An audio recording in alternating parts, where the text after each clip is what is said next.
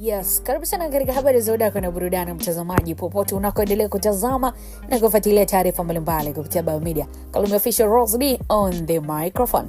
Bwana, mtoto wa Wema azua gumzo mitandaoni. Mama mzazi wa Wema amkataza mwandishi kurekodi sura ya mtoto wa Wema. Haya, tunajua kwamba siku ilikuwa ni ya jana, ilikuwa ni siku ya 40 ya mtoto wa Wema Sepetu Baby Oli. Sasa nini ambacho kimejiri siku ya jana? Karibu sana.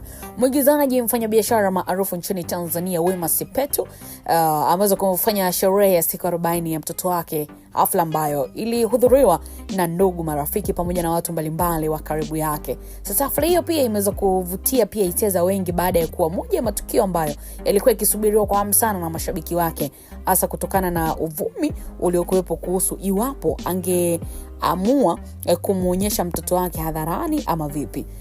Katika hafla hiyo, mama wa Wema Sepetu alionekana akiwataka baadhi ya waandishi wa habari na wapiga picha kuheshimu maelekezo yaliyowekwa kuhusu namna ya kurekodi tukio hilo. Na kwa mujibu wa taarifa ambazo zilisambaa, aliwataka waandishi kutokurekodi kwa ukaribu sura ya mtoto katika baadhi ya nyakati za hafla, akisisitiza umuhimu wa kuheshimu faragha ya mtoto na maamuzi ya familia. Hata hivyo, tofauti na matarajio ya baadhi ya watu waliodhani Wema Sepetu hatawahi kumuonyesha mtoto wake hadharani, katika sherehe hiyo mtoto huyo alionekana mbele ya wageni waliohudhuria. Tukio hilo limezua mjadala mkubwa sana kwenye mitandao ya kijamii, ambapo mashabiki wengi wametoa pongezi na salamu za heri kwa Wema na familia yake pia. Na kwa muda mrefu tangu taarifa za kupata mtoto wake zianze kusambaa, Wema alikuwa akichagua kutoweka hawazi taarifa nyingi kuhusu maisha ya mtoto wake.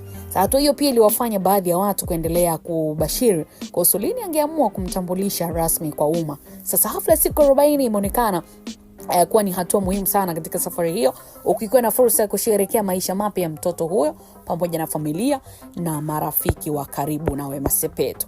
Na katika jamii nyingi sana za Kitanzania, sherehe ya siku 40 baada ya kuzaliwa kwa mtoto ni tukio lenye umuhimu sana wa kitamaduni na kijamii.